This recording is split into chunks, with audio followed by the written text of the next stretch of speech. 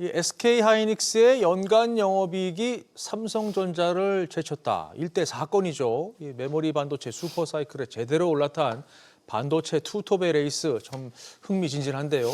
이 초호황기의 단맛은 새로운 기회를 포착하고 배팅에 나선 경쟁자들도 동시에 느끼고 있습니다. 임선우 캐스터와 자세히 분석해 보겠습니다. 자, 먼저 삼성전자 그리고 SK하이닉스 실적부터 다시 좀 정리를 해보죠. 네, 서프라이즈 그 이상의 성적을 올렸는데요. 삼성전자는 4분기 영업이익이 20조 원을 돌파하면서 한국 기업 역사상 전례 없는 대기록을 세웠습니다. 같은 기간 매출은 20% 넘게 늘어난 94조 원에 육박했고요. 작년 한 해로 놓고 보면 연간 영업이익은 43조 원, 매출액은 333조 원을 넘기면서 역대 최대 실적을 올렸습니다. SK하이닉스는 더 잘 나갔습니다. 4분기 매출은 70% 가까이 늘어난 33조 원에 육박했고 영업이익은 무려 140% 가까이 급등해 19조 원을 넘기면서 같은 기간 대만 TSMC마저도 제축 가장 돈 잘 버는 회사로 등극했고요. 작년 한 해로 놓고 보면 영업이익은 무려 2배 넘게 늘어난 47조 원을 찍었고 매출액도 97조 원을 올리면서 삼성전자도 제쳐 명실상부 HBM 선두임을 보여줬습니다. 예, 방금 말씀하신 HBM 이게 순위를 좀 갈랐다고 볼 수도 있을 것 같은데 기술 경쟁은 지금 두 기업 간에 어떻게 진행이 되고 있습니까? 네, 차세대 모델인 HBM4 경쟁이 치열합니다. SK하이닉스가 큰손 고객인 엔비디아 물량의 3분의 2 이상을 확보한 걸로 알려졌는데요. 당초 예상한 50%보다도 크게 늘어난 수준인데 이미 지난해 9월 양산 체제를 구축하고 이후 엔비디아의 대량 유상 샘플을 공급해온 데다 최종 검증 단계에서도 문제가 없는 걸로 전해지고 있습니다. 삼성전자는 속도에서 한 발 앞서고 있습니다. HBM4를 업계 처음으로 엔비디아에 납품하면서 주도권 쟁탈전에 나설 채비를 갖췄는데요.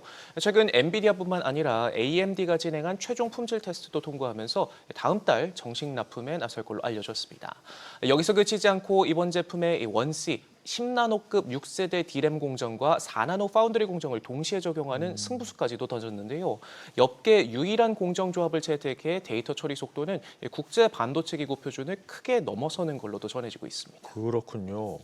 그리고 이제 뭐 HBM 외에 앞으로 뭘 어떻게 할 거다 이게 제일 중요하잖아요. 그렇습니다. 뭐 어떤 얘기가 나왔습니까? 네, 다양한 내용들 가운데 SK하이닉스가 짚은 낸드 플래시 관련 언급을 조금 자세히 다뤄보려 하는데요. 네. 이번 주 진행된 컨콜에서 이 낸드 플래시는 과거 저장 장치 역할을 넘어서 AI 저장 솔루션으로 구조를 완전히 바꾸고 있다. 최근 AI 추론 기술이 고도화되면서 GPU나 CPU 메모리만으로는 그 추론 능력을 충족하기엔 한계가 있다 짚었습니다. 그러면서 변화에 대응하기 위해 컨벤셔널 스토리지 라인업에 변화를 주고 차세대 제품을 준비 중으로 사업 경쟁력을 높이려고 한다 덧붙였는데 AI 시장이 집중하고 있는 GPU라든지 HBM뿐만 아니라 메모리 업체들의 전략지가 다양해지면서 기회가 위기가 되고 위기가 기회가 되는 새로운 판이 꾸려지고 있습니다. 그렇군요. 그런데 이 낸드 플래시 부분에서 최근 미국 마이크론이 급부상하고 있다는 소식이 들려요. 네, 맞습니다. 팀 아메리카를 외치는 트럼프를 등에 업고 무섭게 영토 확장에 나서면서 역전을 노리고 있는데요. 눈여겨봐야 할 부분은 SK가 짚은 바로 이 낸드 부분입니다. 메모리 수요가 폭증하면서 업계 간 생산 능력 확보 경쟁에도 불이 붙고 있죠. 마이크론도 최근 공격적인 투자를 통해서 캐파를 빠르게 늘려나가고 있습니다. 최근 미국 뉴욕주에 1,000억 달러, 우리 돈 143조 원을 투입해 4개의 메가팹을 짓고 있고요. 아이다호주에도 거점을 구축하고 나선 데다 안방인 미국 말고도 최근 대만 PSMC 팹을 인수하는가 하면 일본 히로시마에도 생산 기지를 구축하겠다는 계획을 내놓기도 했습니다. 또 싱가포르엔 240억 달러를 들여 신규 낸드 공장까지도 마련할 예정입니다. 네, 지금 말씀하신 거 듣고 보니까 삼성 또 SK하이닉스와는 다른 전략을 채택한 것 같은데요. 네, 그렇습니다. 이 생산 거점을 폭발적으로 늘리는 것뿐만 아니라 공략 대상도 넓히고 있다는 점에 주목해야겠습니다. 이 D램 생산에 올인하다시피 하고 있는 삼성전자와 SK하이닉스와는 다른 방향이라는 점에서 눈길이 가는데요. 최근 추론 AI 시장이 급성장하면서 이 낸드 메모리도 D램만큼이나 수요가 폭발적으로 늘고 있는데 확장 전략을 더 넓게 가져가는 승부수를 띄운 겁니다. 이 업계는 메모리 반도체 공급 부족 현상이 내년 말까지 이어질 걸로 보고 있는데 올해 반도체 시장은 누가 더 빨리, 더 많이 공급하느냐 이 속도전만큼이나 그 안에서 누가 먼저 새로운 기회를 포착하고 선점하느냐가 관건으로 이 마이크론이 빠르게 움직이는 모습 보여주고 있습니다. 네, 주가 전망은 어떻게 나오고 있습니까? 네, 전례 없는 메모리 호황의 주가는 올 들어서 벌써 40% 넘게 뛰었는데도 아직도 더 갈 수 있다는 긍정적인 전망들 나오고 있습니다. 미지오는 낸드 메모리 가격이 올해 330% 폭등하고 내년에는 추가로 50% 더 오를 수 있다 보면서 마이크론을 눈여겨봐 지켜보라 말했는데요. 목표 주가를 $390에서 $480로 크게 높여 잡았고요. 뱅크 오브 아메리카와 UBS 등도 기대치를 높이고 있습니다. 또 큰 폭의 매출 성장과 현금 흐름에도 마이크론 주가의 주가 수익 비율이 여전히 엔비디아의 절반에도 못 미치는 11배 수준으로 저평가된 만큼 추가 상승 여력을 점치는 곳들이 많습니다. 네.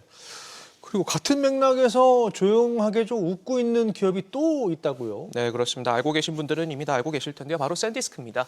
불과 1년 전만 해도 웨스턴 디지털의 한 사업부에 불과했지만 분사와 함께 AI 데이터 센터 시대 핵심 인프라 공급자로 다시 태어났습니다. 주가는 올 들어서만 2배 가까이 올랐고요. 1년 새 무려 1000%나 폭등했습니다.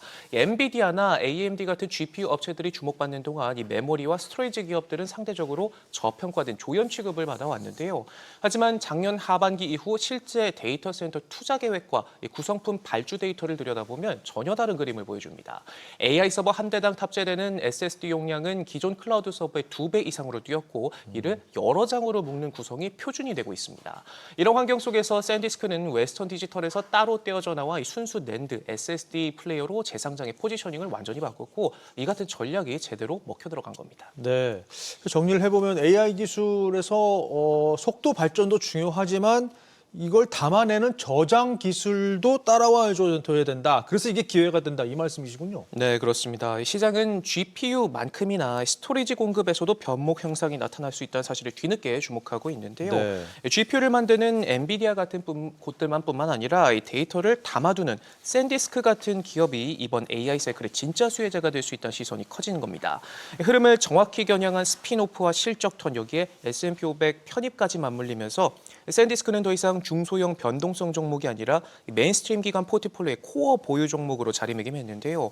샌디스크 경영진 역시 AI와 데이터 센터용 SSD는 앞으로 수년간 두 자릿수 성장세를 지속할 것이라면서 내년까지 연평균 비트 출하량이 30% 넘게 늘어날 것이라는 이 내부 전망을 공유하기도 했는데 시장 관점에선 낸드가 더 이상 사이클 산업이 아닐 수 있다는 신호로 읽힐 수 있는 부분이고요. 실제로 여러 리포트에서도 샌디스크가 내년까지 납품하는 고용량 SSD 비트 기준 점유율이 특정 하이퍼스케일러에서 25%를 넘어설 것으로 추정되는가 하면 올해 낸드 평균 판매 가격이 최대 100% 상승하고 내년엔 최소 두 자릿수 상승세가 이어질 것이라는 전망도 나오고 있습니다. 그렇군요. 마이크론과 샌디스크 지켜봐야 되겠습니다. 임선우 캐스터 수고했습니다.